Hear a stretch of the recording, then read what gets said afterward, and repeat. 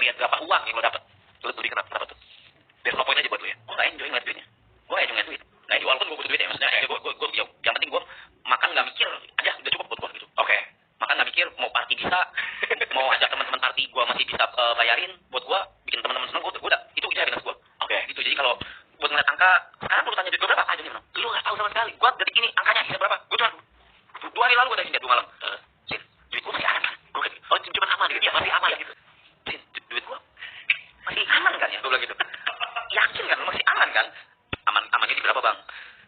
Yang nggak di bawah segini kan? Ya enggak lah. Udah gitu. Udah jalan lagi gue. Berarti yang bayar selalu Cynthia. Ya misalnya lo ngapa-ngapain? Sit, bayar sit. Gitu. Gue nggak punya debit, gue nggak punya M-banking, gue I don't have any cash. Wow. Jadi kalau Cynthia kabur, wow. Udah berapa lama sama lo? Udah mau 5 tahun. Wah gila. Jadi kalau Cynthia sama Jod cabut, wow, saya meninggal.